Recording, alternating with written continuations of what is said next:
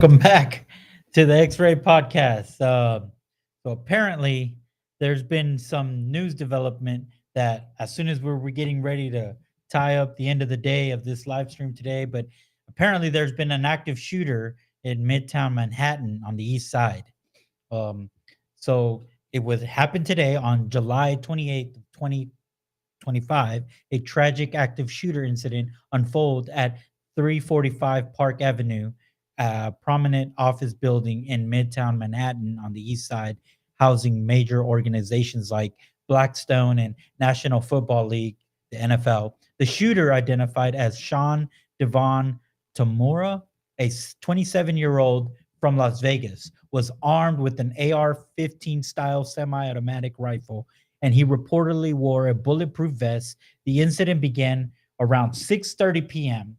in the building lobby, where Tamura engaged in a firefight with an off-duty NYPD officer working security, who was fatally shot, unfortunately, in the back.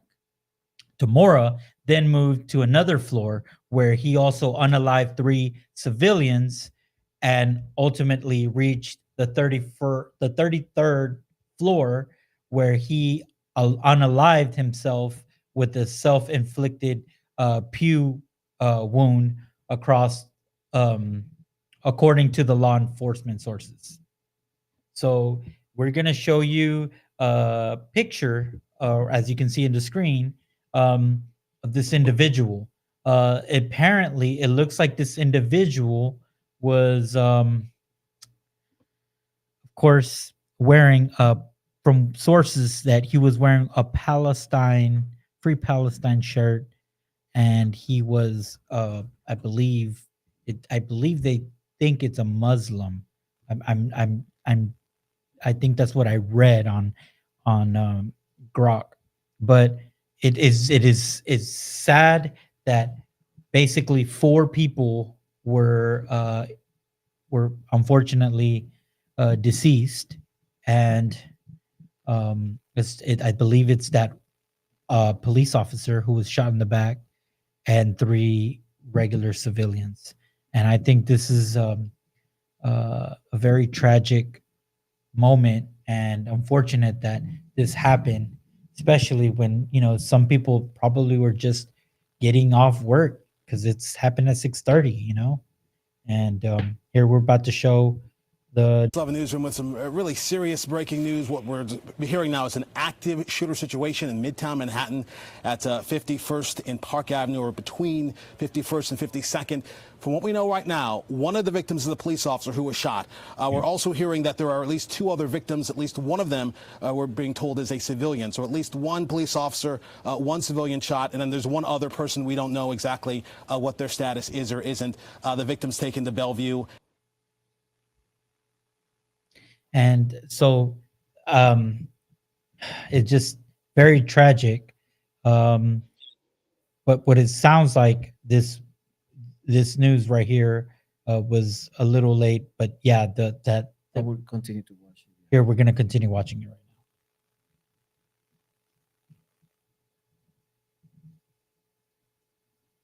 Now we are told, at least sources telling us, but here's the big picture here. Police, obviously a big scene there. The building is being evacuated, and they're trying to find whoever is behind this. Again, a police officer and at least one civilian and one other person shot here, and the situation is still ongoing. So there's a lot happening. Obviously, we're here in the newsroom. We are tracking all of it. I did just check the MTA's website. There's a 6 train stop right there. That's still running, at least according to the website right now. So if you are in the area, you're obviously going to want to heed the directions of police officers. There's going to be a lot of them there. Certainly avoid the area as they try and figure out who was behind all of this. But again, this is Midtown Manhattan, 51st, between 51st, 52nd on Park Avenue, where this is playing out. And the one police officer, one civilian, one other person shot in this. Obviously, here in the newsroom, we have crews on the way to that scene to get you information. We have information going on all the time on our website right now. They're staying on the story as well. And as we learn more, we'll certainly pass it along to you. For now, I'm Corey Chambers in the newsroom. We're going to send you back to Sports Nation Nightly. Wow. It's just very tragic. Let's keep those people in our prayers. may the Lord help the families go through that hard situation. Nobody really deserves any of that. I mean, these people were probably in the building, could have been janitors, could have been just people getting out of their cubicles, getting ready to go home, and this guy comes running up and blazing and just, unalives them.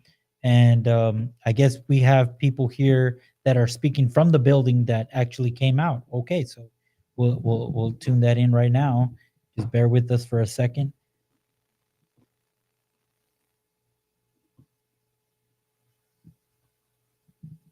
Who's on the scene right now. Kendall, you are talking to this gentleman who works at 399 Park, which is just a couple of blocks away from where the shooting happened. Right. This gentleman, Shad, you were just a couple blocks from where the shooting happened, and you said you were in shelter in place for how long? For about like 2.5, 3 hours, we were stuck in there. They told us to stay put. They told us that there was something happening outside, and it's not safe to be out there. So we just tried to stay put and do what we can. Yeah. And to know that shooting happened right there next door. I walk that way. I walk that way all the time. Like I get lunch there. I sit there. I have a lot of friends that work around here. So it's just crazy to hear something is happening so close to you. Like you hear about it on the news, but then when it's right there, it's crazy. That is insane. Alert: a brazen act of violence in Midtown Manhattan in New York City. Multiple people have been shot after a suspect seen right there walked through the center of New York City carrying what is a long rifle and then opened fire inside an office building. The shooter then reportedly shot and killed himself. This picture was obtained by the New York Post. Joining us now on the ground with the very latest tonight is Alexis McAdams is with us. Alexis, what's going on?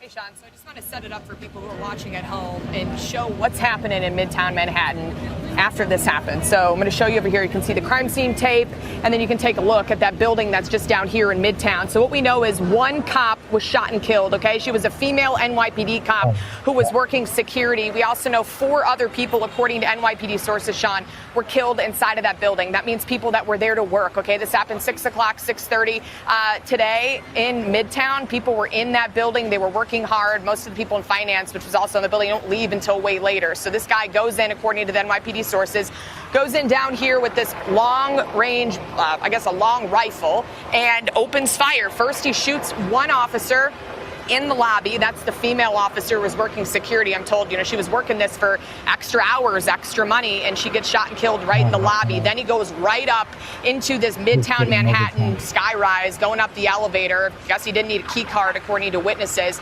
and shoots other people. At least 4 people were shot inside of that building. We're told 3 of them, Sean, were taken to a local hospital, and they didn't make it. And then one person who was working at that building just died right there on scene. This guy goes up to the 33rd floor, and turns that rifle on himself and kills himself. So he barricaded himself inside of an office building in there. According to the NYPD guys who are working the scene right now that I was talking to, they said he doesn't have any connection to this building, any of the offices, the big name offices that we know are in there, like NFL and some of the other finance offices. So they don't know why he was in New York. They don't know how he was able to just go right up. We talk about security and safety, when it comes to active shooting situations. They want to know how was he able to get up 33 floors and then shoot himself inside that room. But you got to send your thoughts and prayers to this NYPD officer who lost her life working an extra job, puts her life on the line every day, working extra security, and gets gunned down. All we know is that she's a woman. They didn't tell me the age, but they're grieving, and the mayor and the top NYPD brass, Sean, are out there at the hospital where they're going to meet with families. And as you know from being in Midtown, these people, come everywhere. People come here for big jobs. So we don't know the ages of these people who died while at work. So their families might be in other states right now watching the news thinking, I hope they're okay. They might not have been able to get a hold of their family members. All they can see on the TV is this scene here, with the crime scene tape and the blockade. So we're going to try to get more information on those who lost their life. The gunman, not to report his name, has been identified by authorities. The FBI's here, and they're trying to figure out, why he came here in the first place. So we'll keep you posted. All right, Alexis, so we have 1 officer dead and 4 civilians, and the shooter himself is also dead. Our prayers are with the 4 families and, of course, the family of this officer. Stay there, Alexis. We'll get back to you. Hey, Sean. is very much a developing situation here in New York City. And so what we're looking at is a heavy NYPD response. They called a level 3 mobilization. That's one of the highest in the department. The call immediately came out on the air. I've listened to a radio transmission on their encrypted frequencies detailing an officer, believed to be an officer on a paid detail, that was shot at that moment because of the nature of the shooting and what they saw with the individual armed with a long gun. They were able to, at that point, call in all the heavy weapons teams that were in Manhattan, or at least in this area of Manhattan. That's the NYPD long gun teams. There is one police officer that's been shot. That individual's conditions are unknown at this time. There's been a civilian that's been shot. The condition of that individual is not yet known at this time. The NYPD is in the process, along with the fire department of the city of New York, of evacuating people from that building, getting them outside, getting them away from the building. We don't have a specific floor or location, but we are getting some details from the scene that they, at least some indication that they believe that the individual who's responsible for this is still inside the building. So hopefully they can be able to wrap this up soon. Obviously, there's been a lot of details back and forth, and things have been changing. Yeah, a lot of information there, Tom. We thank you for bringing that to our viewers. Let's break it down, though. We think there is an active shooter with a long gun, maybe an assault rifle. We don't know. Too early to say from what we understand. Does he shoot the police officer outside or inside the building, or we still don't know? We still don't know that, whether that was a detail officer that was there for security and this individual makes his way up, or this individual was posted at a specific office. There are some major multinational corporations here, Tom, the types of corporations that we would hear about on a day-to-day basis. This is where those companies are located on Park Avenue, as you well know. All I can say is that based on that initial radio transmission that I heard, the NYPD officers that initially responded certainly knew the gravity of the situation, and to call their SRG, which is their strategic response group, developed after the incidents in Europe, the active shooter incidents, to come to this scene as fast as possible. Basically what most police departments would call SWAT. They're just out on the street every day ready to respond. So then I do want to ask you, do we know if the detail officer, and again, I know a lot of this information is just coming in, the detail officer, were they in uniform? Do we have any idea? Or if they were just protecting the building as maybe a side job, or maybe even getting paid by the NYPD at the time? Yeah, so that's some information that's coming in, and I want to be respectful of the fact that there's a family out there right now, and there's 54,000 members of this police department that are wondering how their loved one is potentially doing. But hopefully we're in a situation where we can bring some more information on that soon. I just don't want to get ahead. Yeah. Was the police officer, do we know the condition of the police officer? We don't know the conditions of everybody at the moment. I'm hearing potentially some good news on that, but I want to wait till we get a little bit more information. You know, gunshot wounds, just from my experience and history, sometimes we've heard reports initially that somebody is in very grave condition, only for them to come out of the hospital several days later. We've seen instances where somebody's taken to the hospital. It's not an very, very, very sad for the police officer. I mean, she was out there just like getting an extra job to make some extra money. And I think that's relatable for all of us. I mean, there is times, I mean, we're hustling, bustling right now, you know, and it's just sad that she just decided, probably said, honey, I'm going to go do this, my second little gig. And this is the face of the individual that's in question right now. And it's just like, this is, I mean, like, what was his motive?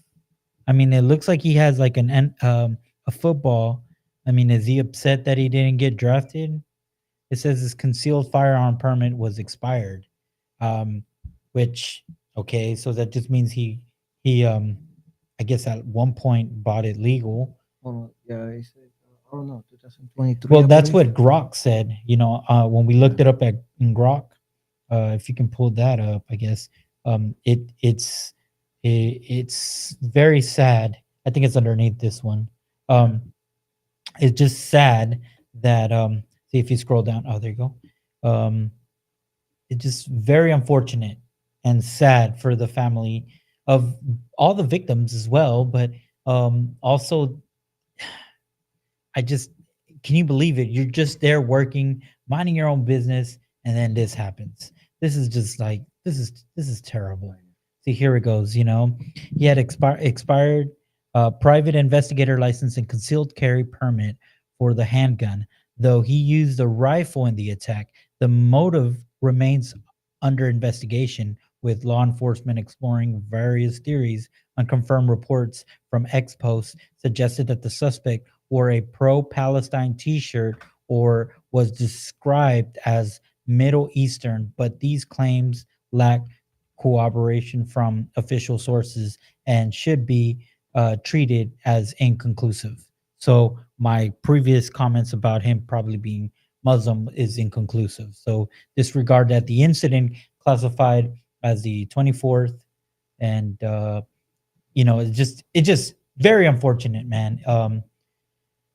Oh, what is it's just this is very, very sad. I mean, my God, or I just how many times, Julio, have you been like, you know what, I'm gonna work a little late, or I'm gonna go do this. This is the exact this person. So Hey, at we're here with one standout running point back. did this young man, I mean, what made this young man do this?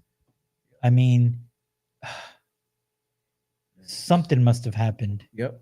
Shane Tamira from the Granada. And Big 35-31 victory against Kennedy tonight. The battle for Granada Hills. Shane, just talk about you guys getting that win tonight. How'd you guys come through? We definitely had to stay disciplined. We were down 10-0. We definitely had to stay disciplined. Our coach kept saying, don't hold your heads down, don't hold your heads down. We just had to stay disciplined and come together as a team. Shane, a couple of touchdowns for you, including a huge one late in the game there in the fourth quarter with under 4 minutes to go. That put you guys up 35-24, sort of sealed the game there for you guys, gave you guys a nice cushion. Take us through that play right there, jailbreak screen right there. Then you broke free about the 50-yard line and then took it to the house. Well, our coach basically asked me, he was like, Shane, is the T-screen open? Is the T-screen open? I was like, yeah, it's definitely open. So we just threw the pass to me, Ernie threw the pass to me, and one thing led to another, and I scored. Shane, talk about, you mentioned you guys were down 10-0, early hole. Things could have got out of control possibly. How did you guys pick yourself up off the floor after that early 10-0 deficit? Definitely had to stay disciplined. Our coaches kept telling. yeah, I don't know what caused this young man to get this way. I mean, like, man, something must have happened. I don't know how long ago that was, but obviously he was a lot younger than can you show the picture of what he looks like? Yeah, that one. This is him now. I don't know how long ago was that video, but this is how this young man, I guess, looked. And oh my gosh, like, what caused this person to do this? I mean, what was in his mind? Could it have been, I mean, I guess we can't have those thoughts if we're not, messed up in the head to have the same thought process. But it's just, yeah, prayers for everyone, because his family too is probably hurting and grieving, which, I mean, it's sad for the innocent people that were just minding their business in a cubicle, and just wanted to run away and probably got shot. But I don't think we should make this into a race, because it has nothing to do with race. I think there was something there, either an ideology or some sort of mental breakdown, either way, because the kid sounded like just a normal kid. So wonder what happened to him. And we're trying to see his ex, because apparently he had a X account, and we're trying to see, but it looks like it's already taken down. So I think it's scrubbed already. yeah, I think so too. I think they're trying to filter it out, but it's just nuts. When we seen this was just like, we had to talk about this, because this is very tragic, man. I it's just like, man, what the innocence, like what at first you would think maybe what's the motive? Maybe there was, like, when we were reading into it, like, is it maybe that he just picked these people intentionally? But reading through it so far, I mean, we don't have all the facts, so we don't know. Because number one, how did he get into that building, right? Number two, he's from Las Vegas, right? And three, I think we have some pictures, some images, and videos that we're about to show. But Like, how did he know why to go there? The 33rd floor. This is the 33rd floor. This is Blackstone offices. The employees barricaded the entryway with looks like several couches, filing cabinets, whatever they could put up against that door to keep themselves safe. I mean, that is very innovative and desperate, obviously, but Brave for they them to do probably it. saved how many lives? We'll never know. Is this something that you believe they've been trained for, or is this something that just kind of kicks in as a survival instinct? I think it kicks Yeah, it's in. tough to tell. The 33rd floor. This And is see, the thing is, Blackstone that is offices. brave for them to do that. The Can you imagine? They're employees hearing the gunshots. They don't know for sure how close or how far, because in a hallway the sound echoes, so it disrupts. It gives you like you don't know how close or how far it is. So yeah, them guys are brave for doing that, and like I guess that was Jesse Waters. At least that's what it sounded like. He's correct. You know, maybe it's an instinctual thing, and oh man, it's just these. This is just so crazy, dude. See, Las Vegas. What is he doing there in New York? Like, that is just. Did they disturb the rifle? Yeah. Oh, they you think they filtered it so that we couldn't see what kind of rifle it was? It kind of looks like it was like you know how when you put that vinyl on there, like a vinyl wrap, Yeah, But- I see it. Yeah, yeah, they like a altered it. camo. Has a sling on it. Yeah. It's crazy, man. It's crazy. Crooks. Yeah, so I mean, I wonder what your thoughts are about this. This is where he unalived himself. It's blurred out, so but it's where he did his final act. 27 years old. That was a young man for sure. Still got a lot of life ahead of him. I don't know what he was thinking or what he was believing that he was doing. Because to me, what do you think, Julio? You think it was an ideology, or you think maybe he had a mental breakdown? It probably has a mental breakdown. We cannot tell. This situation is still evolving right now. We are digging through and we coming through this all the news that we can have find right now. Allegedly, this is one of the pictures of the. Oh yeah, this is a picture of the Of the actual weapon that he rifle. used. You could see it right here. This picture was taken not even hour ago. I'm telling you, this is a real sad event that happened. The motive, we're still kind of wondering what's going on. I'm. This is a kind of Shane D. Kimura's father, Terrence K. Kimura, maybe former Los Angeles officers from 2012 2018. So Oh, so apparently his dad was in the law enforcement uh, in Los Angeles, according to this post. I'm just allegedly because we don't have a way we to, haven't verified it for sure or but not. it is a lot going on. The question my friend over here brings is very, very crucial. Since he was in Los Angeles, what he was doing in Manhattan, Yeah. like that's weird. Like, what ties does he have? What ties does he have to this building? Because that's weird. he could have gone to any other building, but he specifically picked this building. Like, I get it.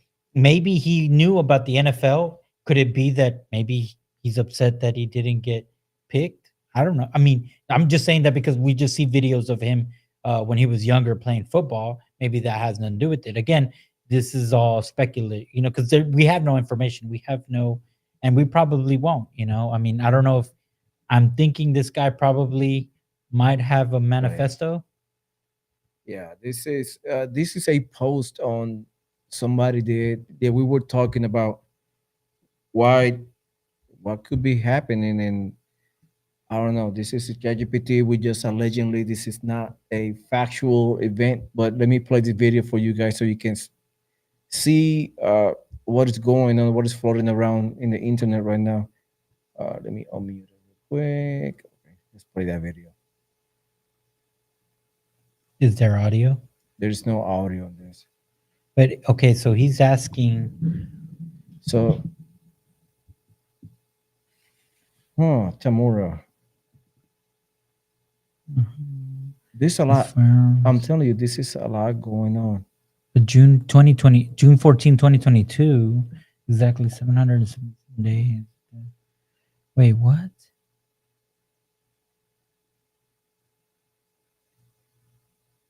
Masonic playbook. Like we were talking. We were just talking about the Masons. Yeah. Too many coincidences.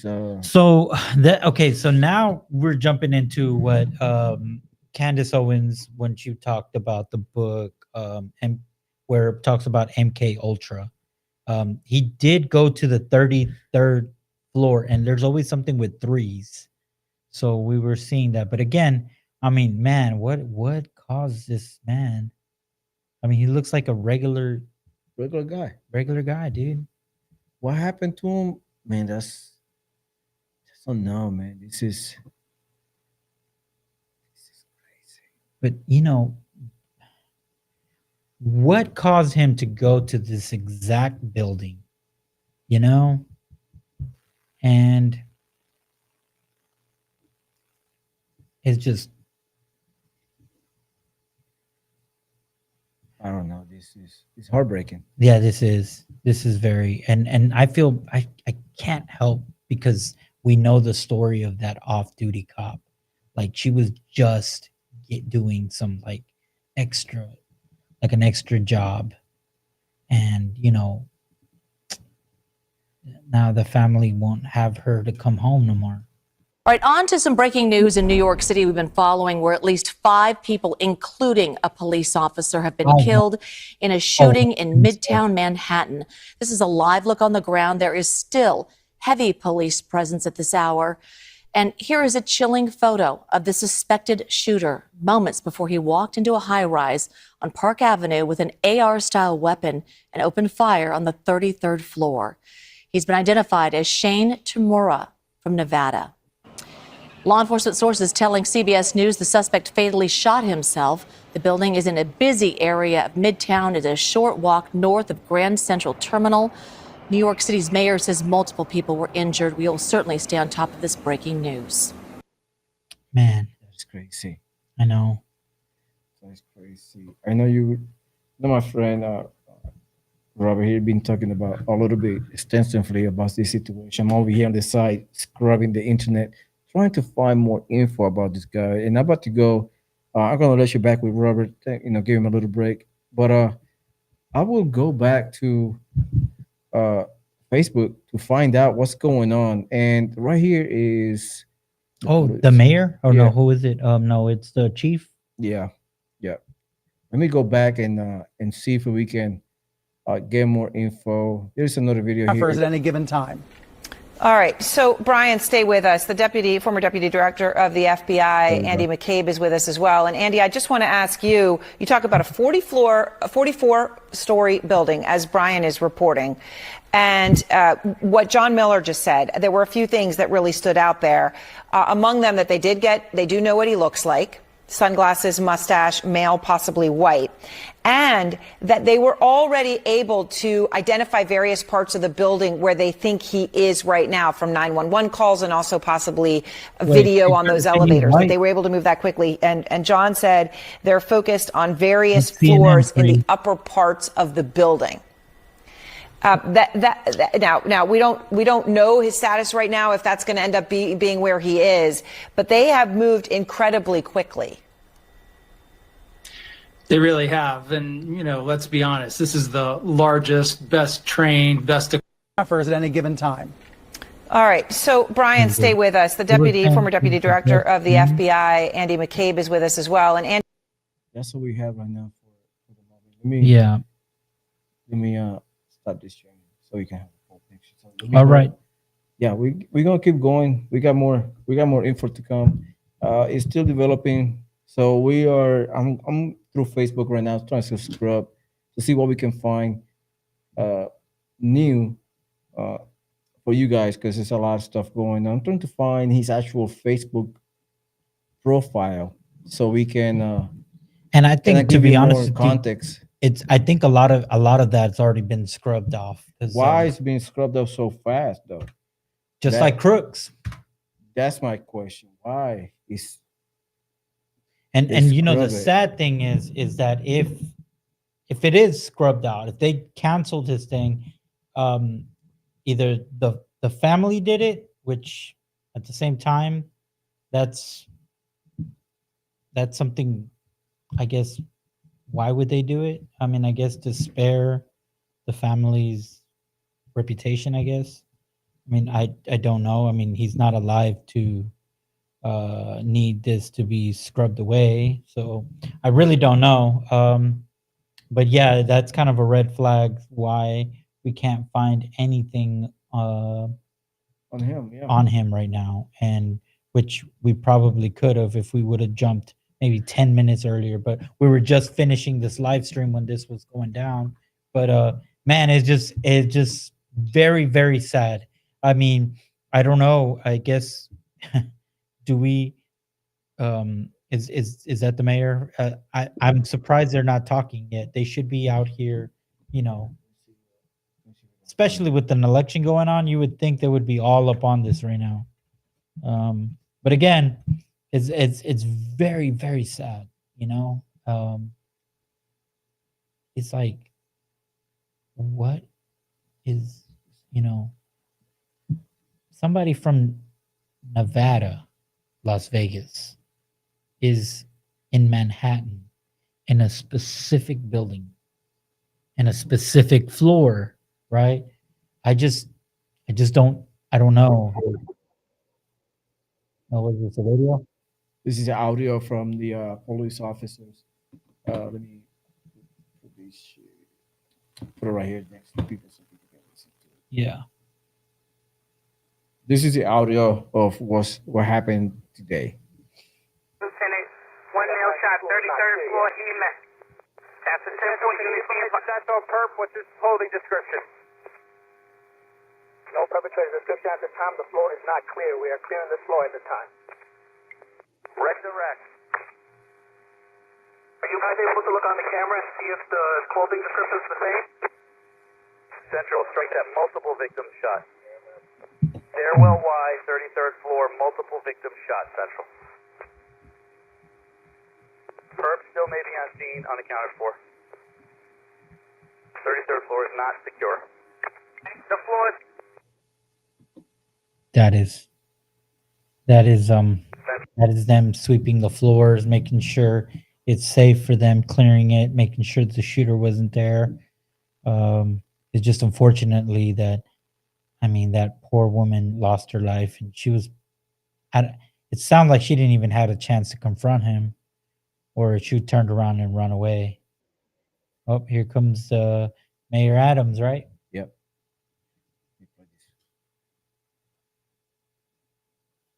This is Mayor Eric Adams, and I'm here at the scene of 51st and Park Avenue. Unfortunately, we had a shooting here where, with multiple injuries, the perpetrator, the known perpetrator, is neutralized at this time. Those who are in the building, we're asking you to remain inside as police officers are doing a floor-by-floor search. We believe, again, the perpetrator is neutralized at this time. We're going over to the hospital to speak with the family and loved ones involved in this incident. We did have a shooter with multiple injuries at this time, but the perpetrator is neutralized.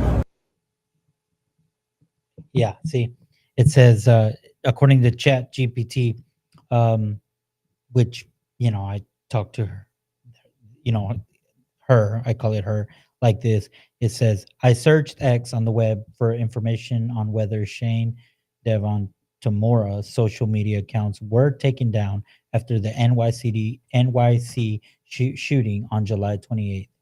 The available sources include news reports and ex posts do not explicitly confirm that his social media accounts were removed or suspended. However, a few reference indicates that a concealed firearm permit in Tamura's name surfaced online. So it looks like they took it down. So for what reason? They're not telling us. It is, yeah, it is suspect. Yeah, it is sus for sure. It's us.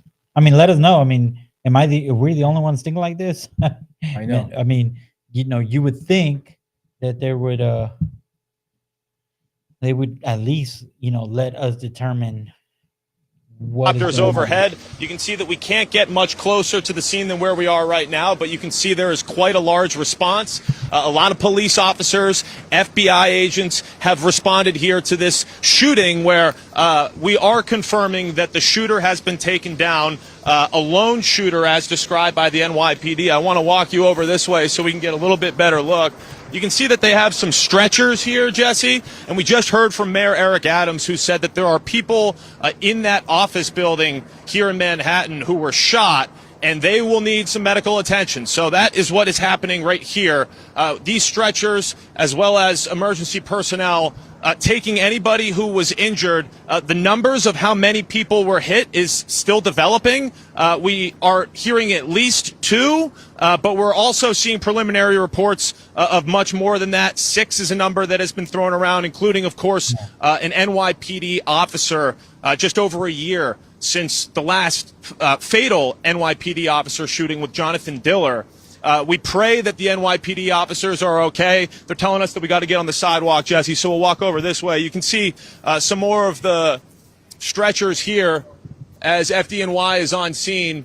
And this is, a New York response. It's also a federal response. Jay Clayton, the U.S. Attorney for the Southern District of New York, has a command center here. We heard from FBI Deputy Director Dan Bongino saying that FBI assets are also responding. And of course, Jesse, the main thing right now is just making sure that anybody who needs medical help can get it.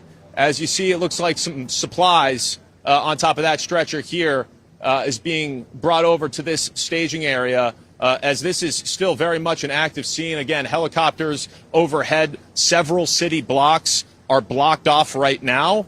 So this is a time for action for all of the emergency response folks, and it's a time for prayers for everybody else, Jesse, as we certainly hope that, we're hearing that one person may have died at least, and we really hope that that isn't the case, and we especially hope that nobody else was injured or killed. But again, all those numbers developing, and we'll continue digging for those facts and that information as the night develops. Yeah, because, Nate, a round from a gun like that, I could do serious damage. Just one round from what looks to be an AR, something in that category. And if that's survivable, I mean, that is just a blessing. Do we know about the condition of any of the shooting victims? Are they in critical condition? Have some of them been rushed to the hospital? Are they still receiving care in the building?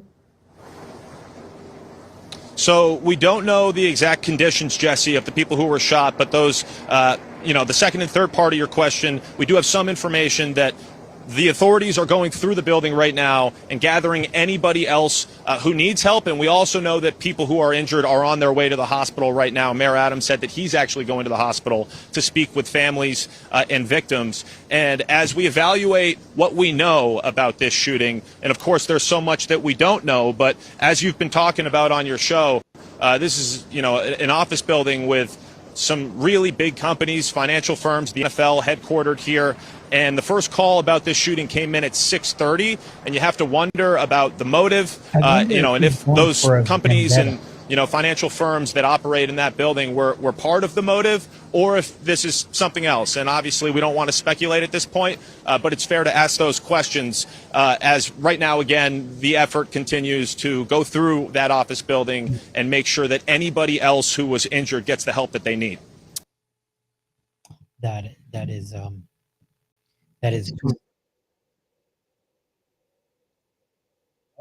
DVD. But yeah, there's just so many unknowns right now, and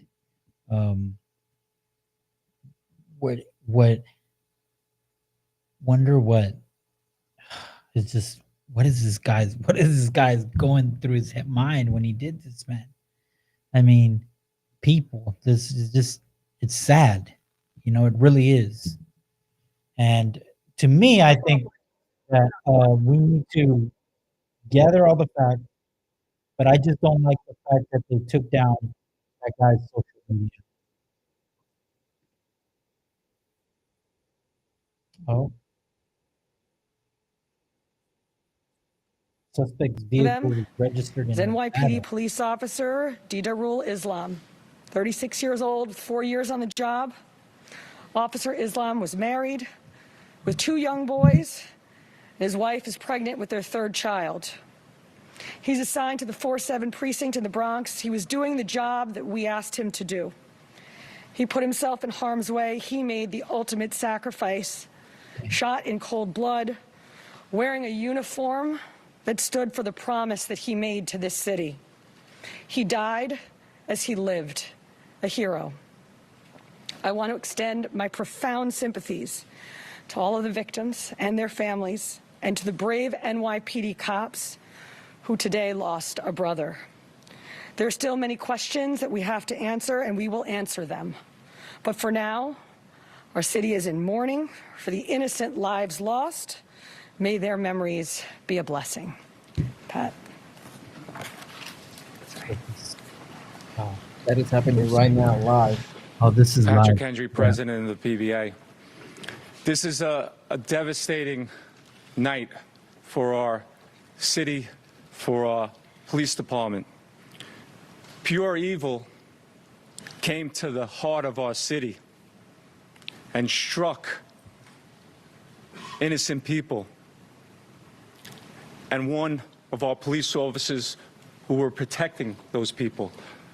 We lost 4 people tonight in our hero brother who gave his life for this city. He was a hardworking police officer who was proud, we know, from hearing from his family, to put on that uniform and shield of a New York City police officer every day and went out and did his job. And he went out every single day to provide for his family, whether it was overtime or whatever he had to do to provide for this family. That's what he did on a daily basis. And his family is devastated. A wife losing a husband who provided for that family. A father who's not going to see his son again. And our hearts of every New York City police officer right now is hurting. We're hurting for our brother police officer who we lost. We're hurting for that family. We're hurting for all the victims and hurting for all the families of the victims. And we're all asking, why? Why did pure evil come here? And we know our police department and our law enforcement partners will work tirelessly to get those answers. But now our job as police officers is to be there for this family, to support them in any way that we can, to come together as a city, to be there for these families of the victims. And we will continue to do that, because that's what New York City police officers do. And we're going to continue as police officers to go out and protect this city, because we know that evil can strike at any time. But police officers are willing to risk their lives to protect everyone in this room and protect everyone in this city. So we ask all New Yorkers to pray for our police officers' family, to pray for all the victims and their families. And we need to stand united going forward. We thank you for covering this story. Yeah, we are also joined by our federal partners from the ATF and the FBI. I want to give an opportunity to our partner in the FBI, a special agent in charge of the New York City Field Office, Chris Rea. Thank you, Mayor. First off, on behalf of all the men and women of the FBI, I'd like to extend my deepest condolences to the victims of this senseless tragedy. And also personally, I want to extend my condolences to the police commissioner. And just please know, ma'am and Mr. Mayor, that you have the full force of FBI New York and the full force of FBI to get to the bottom of the answers. Upon learning of the incident this evening, FBI agents immediately deployed to the scene to assist our NYPD partners. While this remains an NYPD investigation, the FBI's New York office stands ready to provide any and all resources to assist our partners. Initial checks of our internal systems have not revealed any information about the subject. But when and if more information becomes available, we will share what we can, when we can, with the public. Thank you. Okay, we're going to do some on-topic questions, folks. Start with CNN, please. Just a quick question about the police officer. When he was getting in the lobby, did he have a chance to fire his weapon at the shooter, or was it completely ambushed? And also, when the shooter got to the floor, approximately how many people were on that floor and what were they doing? All of this information is under active investigation. Videos are being reviewed. And then as this investigation continues to unfold, we'll be able to answer those questions. But right now, it's an active investigation. Commissioner, if you could just talk about, he was working day detail there. To people who might not know what that means, and was he the only officer working that day detail there? I believe that there were 2 officers in the building working pay detail assignments in different parts of the building. And what is that? People, may say he's on his day off working in uniform. Paid detail is a program that we have set up at the police department that allows companies to hire officers in uniform to provide extra uniform security. Commissioner, did she, based on interviews with witnesses, did she say anything at all? And secondly, did you leave behind any manifesto, any writings or I already described what we found in the vehicle, and it's too early in the investigation to discuss anything more. Thank you. Is there any victim that you had a prior connection to law enforcement or real estate industry? As I said, too early in this investigation to tell, but nothing that we have seen preliminarily. Commissioner, can you talk about what the medication was that was found in the vehicle? I cannot. Can you speak about any prior law enforcement contact you may have had? I cannot, other than to say that our partners in Las Vegas made us aware of a mental health history. Yes, Steve? What's your girl? Please share any details you have on the patient's history looks. I'm not there yet. Whether or not he had. Just what I said already. It was an M4 rifle, and we also found a revolver in the vehicle with ammunition and magazines. He did have a license in the state of Nevada. Your one? Was there any intelligence indicating that the was at risk beforehand? And are you considering this a targeted attack or an act? At this time, it's too early in the investigation to tell.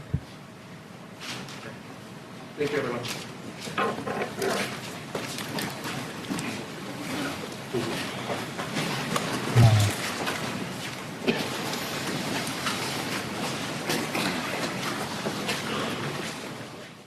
Well, there you have the press conference concluding there. We heard from the mayor. We also heard from the police commissioner as well as the police union and the FBI giving brief statements there. The primary information that we were kind of looking for came from the police commissioner, who kind of went through a TikTok of kind of exactly what happened in here. And she says that this person, they have kind of gotten this down, which was quite a bit. We're talking about a 27-year-old person, Shane Tamura, who came from Las Vegas. And she was kind of giving us the background that he had in the car a rifle case, a revolver, magazines, and a backpack. He came from Las Vegas, as we know. He went through Colorado and Nebraska yesterday. And then today at 4:27, he passed through New Jersey. And then she said, but not giving a specific time, said shortly thereafter, he arrived in New York. So we know that much. Let's stop there very quickly, Paul Morrow, and you put that part together. So again, it's hard to say how long it took him to get from New Jersey until he got to the building, because he double parked. He left the car, didn't really care. He left the already car and went into the building He already had very his mission quickly from that planned out. point on. So from 4:27, when he starts to leave New Jersey, gets into New York shortly thereafter, it's 2 hours. It's roughly 2 hours, because the first 911 call came in at 6:28. So you've got roughly 2 hours of time there. Is that important for this investigation?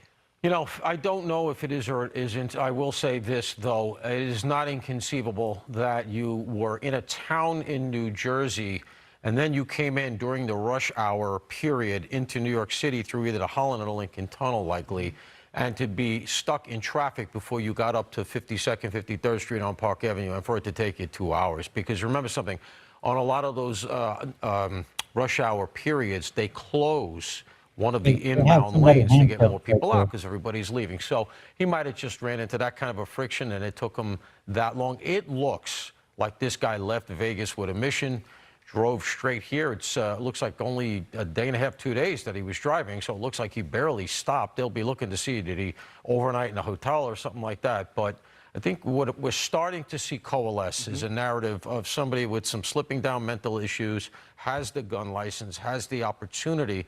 The motive is what remains a mystery. Why Rudin Management, 33rd floor, that building, New York City, all of these things are still up in the air. Yeah, it really is. And Dr. Oderman, it's kind of fascinating to me that you have these kinds of technologies that we can use. I mean, the police, 4 hours after the shooting happens, can literally come before the audience and say, he was in this state, he was in this state. They can track him, they can do this. There's a lot of information I'm sure they did not give us, but the basics were pretty in-depth for this type of a crime this quickly thereafter. See, Most my definitely. question I is, think why are they one of the arresting this- other factors this that should be video taken. right there? See that person? They're arresting that person. Wonder what's going on. Yeah, there. they got arrested. That's where the crazy was. I'll show you a picture later. They got Okay. arrested. Yeah. Taken in consideration is what did or was anybody Oh, aiding and abetting so this is along the other way? incident that Because just the happened. fact that Yeah, the yeah. data will Yeah, show okay. different places where he stopped, going through tolls, hotels, if he has credit cards, cell phone data, all Hey, those things well, will be dumped and you'll get a chance to Trump's look at it. talking about, bringing back the whole insane asylums back. I'm kind of grateful for that. We'll probably have less of those crazy people attacking randomly. Yep. Then the question is, was there anybody during that time that was helping him or assisting him? I think that would also be key Good to point. this investigation that would help out also. That's a very good point. Very good point. Like, so do you think somebody helping this shooter to commit this crime, and like I think he got a purpose. He had to. He had a target. He got somebody on that building they hate his spies or didn't like or He was hate for some he reason. was vendetta to. Because how you gonna yeah. drive from Las Vegas, always from Las Vegas, make it your way to New York, and do what you have to do, and then he's unalive himself on the 33rd floor, which is odd, if you ask me. I think he had an agenda. Just comment down below. If you guys are watching on X, thank you for watching on X, YouTube. Appreciate you guys watching. We're gonna keep this rolling, but give me your thoughts. Like, do you think this is already planned? That he probably had a beef with somebody. With something, some type of business or something. Something went down, and that guy just decided just to go there and do what he needs to do. And sadly, it was a bad option. It was a bad outcome that happened. Like how long can you be mad for? Like it took him what, 3 days? Yeah. 3 days. 3 days So to get there. Like he had enough time to talk himself out of it. yeah, he had to. He had enough time to back off, to cool down, and yet just to still committing the crime. And it's very sad. Like what happened? Something must have driven him up to that. And what is a very, very unique, not unique, but suspect is they clear his account. All his I tried to find him on Facebook. I'm trying to find him on X. I'm trying to find him If unless on you guys Instagram. have a better luck, but yeah, if you guys can find them or find his actual page, let us know. Drop the link in the comment because I tried and I me couldn't too. find anything. I chat GPT and it basically said it's been taken down, but it's not confirmed, but it's taken down. It's suspect. Yeah, and Lydia, we kind of started off our conversation talking about what was happening inside the building. We have a better idea now where she said that, you know, he double parked his black BMW with the M4 rifle. He walked out. He was alone. He entered the lobby. He turned right. There was a woman behind the pillar. And then the elevator bank, he went directly toward them. He fired at the security guard, killing the police officer. And then she said that a female opened the elevator door and he let the female go. And it's kind of everybody else that he came in contact with, he fired on. And at the time that you were telling us, people must have heard those gunshots because there was this frenetic activity inside the building of slamming stuff against the doors and trying to protect yourself. We have no idea when we see the pictures of the couches and so on, so forth up against. We have no idea if that's on floor 2 or on floor 44. So it's interesting when you hear exactly what was going on in the building and how many shots were fired. Of course, and just how quickly this happened. I think there's still a lot of questions, obviously, about whether there were, you know, locks on the doors on the 33rd floor. Typically, you need a badge to access not just the building, but any individual floor, how he was able to get into that specific space. Because obviously, everyone goes to work thinking that there are all of these protocols in place. So I think that's a big question right now for those who were in that building. Yeah, and those buildings, like like when if you ever worked in a high-rise building, every floor has a room where you need to have a badge to get up to the elevator. You can't, like a regular person that does not belong there can't just access the elevator without a badge. Yeah, that's true. So how did that happen? That's true. I mean, unless he, you know, gun pointed somebody to take him up there, and that was one of the ones he popped. Yeah, but don't you find it ironic that the lady that opened the elevator, he just let her go? Yeah. She probably gave him the badge.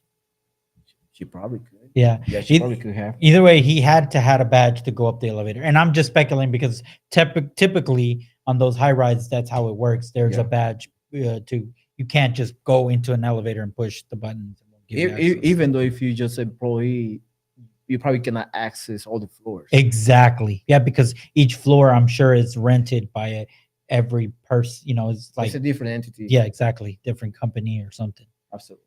Let's keep watching. Well, Parker, when you heard the details of the way he walked in the lobby and then he turned right, there was a woman behind the pillar and he's opening fire here and he's opening fire at another security guard's, you know, kind of hiding down, and then the door's open and the woman walks out and he lets her go and he gets in the elevator. Is there this sense that maybe this wasn't targeted? Maybe the people he shot were just kind of on the way and they happened to be there because he was stopping at floors. It's kind of unclear if the elevator went to 33, if it stopped and opened. Maybe I missed that part, Nicole. What's your takeaway from that? Trace, those are all excellent questions, and I have similar questions. Obviously, law enforcement is going to take, you know, a tremendous amount of time to do a full investigation. We want to be patient and give them all the time that they need, and I guess it's tragic. The whole thing is absolutely tragic. When I hear about this NYPD officer, his wife has a baby on the way. He has young children. I mean, that's absolutely heart-wrenching and tragic. The FBI came in and the initial check of databases, there was no information on this subject in the FBI databases, but they will unravel everything. No stone will be left unturned in this investigation. But I do think that, you know, sometimes, you know, the woman who was able to walk out of the elevator, we will not know why he let her go but did not let others go. But again, we'll let law enforcement do the full investigation, but those are all extremely good questions, Trace. But right now, they are processing that crime scene. They are going through everything. Like I said, they're looking for his cell phone. They're looking to see who he knows. They're calling family members. And again, there was a mention of medication that was found in his vehicle. They talked about his mental health situation, obviously in a very bad, dark situation. But again, I know a lot of people that have mental health issues, and they don't go out and kill others. This really is an act of evil. It is unacceptable. It is awful. And again, heroism on part of NYPD. My heart goes out to the NYPD, all of the officers. When you lose a brother and sister in the line of duty, there is nothing more tragic than that. And again, the innocent civilians. Who goes to work and thinks, you know, I might not make it home tonight? Yeah. It's absolutely horrible. My heart goes out to the families. My sympathy and condolences. Yeah, I want to bring in to the conversation a friend of the show. He's been on a lot, former Navy SEAL who trained with the IDF, Cameron Hamilton. And Cameron, I just kind of wanted to go over the weapons that he had. I know you're trained in this. I know that you have information about this. But when you look at things like, because we pulled up online that the Shane Tamura did indeed have a concealed carry permit from Las Vegas. We couldn't find a permit or a license for the M4, for the long rifle. But the police commissioner, I'm not sure if she was talking about the handgun, but she did indicate that he apparently had a license for the long rifle as well. More dangerous in the back of the car was the rifle case, the revolver, magazines, and a backpack. And as we've talked earlier, if you look at the gun itself as he's walking in, it appears that he's got a pretty significant magazine on there with, as Paul Morrow said earlier, what appears to be a scope as well. What's your takeaway from that scenario, Cameron? Yeah, so first off, it's an awful, awful scenario, and this man's a bloodthirsty killer. What I noticed most apparently in some of the videos and imagery of him walking into the building was a sense of confidence and control. In the SEAL teams, you train with your brothers. You actually get to a point where you read body language. You don't even use verbal commands. And you can tell a lot by someone's body language just what's actually in their state of mind. He looks confident. He looks dedicated. He looks like he's focused. He looks, frankly, very comfortable walking at an easy pace, holding that rifle as though he's done it multiple times. This is an individual who's trained with these weapons. He has a degree of comfort and familiarity. This is also an individual who I think was purposeful in entering this building and then was very focused on killing as many people as possible, but in fact may have been so focused at different times with different tunnel vision that the woman that came out of the elevator, he may not have actually even noticed her. He might have been so purpose-driven on trying to shoot law enforcement officers or other individuals that smaller, minor details like that will completely escape you. Sometimes you'll have that tunnel vision when bullets are flying and stress is high and you're focusing on a mission and objective to vanquish whatever enemy you're fighting against. That may have been what's going on in his mind, and judging based upon the way he walks into the building and the weaponry that he has, it's not surprising. I think he's practiced to do this, and I think ultimately something pushed him to the edge where he snapped and just decided to go forward. Yeah, so just to kind of clarify here, Cameron, so he walks into the building and he opens fire at those that he perceives as a threat, so to speak, and then he sees a woman come out of the elevator. He doesn't perceive her as a threat or doesn't see her, and there is this desire to get to the 33rd floor, and that's kind of the goal, is what you're saying, or expound on that for me if you would. I think he had a purpose in mind. I think he probably understood some of the dynamics of how the building was configured, who was on which floors. It's possible it was a crime of opportunity and simply the 33rd floor was simply a floor that was already switched in the elevator, and that's simply where he went. But I don't see that as really likely. I will say when it comes to training, they teach you to kind of scan for threats and analysis. You judge your actions based upon certain body movements and postures. Likely this woman who came out of the elevator was not posing some kind of a threat and frankly just completely passed his judgment to the point where he didn't even notice her. It's possible, but it wasn't some sense of nobility that caused him to spare her life. This is a bloodthirsty killer who again murdered people for no rhyme or reason other than whatever we find out based upon his motives. So I will say that I think he entered with a purpose. I think he walked with confidence and composure, and I think this man clearly had some kind of training and experience, because normally when high-stress scenarios like this occur, people tend to apprehend. There's a sense of excitability, and then you have almost a recalcitrant or a walking back of certain activities and actions. Nothing that I'm hearing is showing that he showed any restraint or any effort to cower down or shock and awe on his own part. I think he was in a state of mind. Perhaps he was medicated. Perhaps he suffers with mental health issues, which would explain why he snapped in this manner. But I think he went with a purpose, and I think he knew exactly who he was trying to target. And very quickly, Cameron, I know we're hitting the top of the hour very quickly here, but when you say that he had some training, you believe he had some training, are you talking military training? Are you talking some gunfire training? What precisely are you saying? So the firearms community has a plethora of options and opportunities. Even if you're not a member of law enforcement or military, you can go out and you can pay highly specialized instructors for some unbelievable experience and exposure. This is somebody who I believe had some training and to gain a degree of comfort and familiarity with not only those weapons, but also Those are not perhaps in cheap small if unit one. tactics. We don't know more. We don't know exactly all the manners of, was he scanning threats? Was he moving through haphazardly? Was he simply walking and shooting from the hip? These are things that we'll learn more and more as time goes on. But I believe, based upon his ability to stay calm and composed, this was a man who was clearly familiar with firearms. And based upon the manner of what kind of firearms he brought in, these are not terribly sophisticated weapons that, with a nominal amount of training from someone who has experience, you can become fairly proficient in fairly quickly. So I would not consider it a surprise at all to find out whether he had a friend who shot with him at the range, showed him some tactics, showed him some techniques, or perhaps even went out and paid for a civilian course to get some competency training to make him more lethal. It's really anyone's guess at this point, but I imagine we'll find that out here soon. Yeah, Commander Hamilton, stand by if you would. I want to kind of clear something up before we reset at the top of the hour. I want to play some sound. It's a minute long. This is Mayor Adams talking about the victims, and then we'll give you a little bit of information at the top. Watch. 5 innocent people shot tonight. We lost 4 souls to another senseless act of gun violence, including a member of the New York City Police Department, Officer Islam. He served in the 47th precinct. Forgetting about the girl. He was just 36 years old and a 3.5-year veteran of the department. He was doing what he does best, and all members of the police department carry out. He was saving lives. He was protecting New Yorkers. He's an immigrant from Bangladesh, and he loved this city.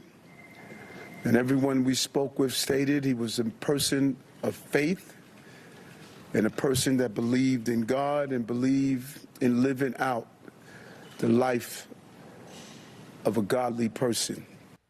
Talking about Officer Daddario Islam, who lost his life tonight, Paul Morrow. Just so we're correct on the count, we believe 3 civilians were killed, 1 police officer, Officer Daddario Islam, and then the shooter brings the total to 5. And then there was only 1 other person shot. We had information that 6 other people had been shot. The total number was 6 of all those who shot, and there was only 1 other person who was still fighting for their life tonight. I mean, that's what I gleaned from that press conference. It was a little bit confusing at points because they were using shot and killed a little bit interchangeably, but I think that's accurate. The numbers, look, one of the things we always learn in these incidents is that of the first 100 reports, 99 are going to be erroneous. We all know that. We're all doing our best. I would say a couple things jumped out to me. Number one, we're lucky that the body count is that low because according to the reporting, he walked into the lobby, sprayed the room. He's got an automatic weapon, and he sprays a lobby in New York City in a building of that size. Could have been a lot worse, thank God. But it also tells. My gosh, people, this is terrible news, and I hope we don't get numb to these type of things. We should see them as the way they are, tragedies, and we'll just stay tuned to it and keep you guys updated. Check out our post. We'll stay on it, and thank you guys for joining this live. We appreciate, and you know, that's as news keeps developing, we'll pop up in here or probably post as much of stuff that we can find. But once again, thank you for joining us here at the X-Ray Podcast. I'm Robert. And I'm Julio. And I'll see you guys in the next one. Take care. Bye-bye.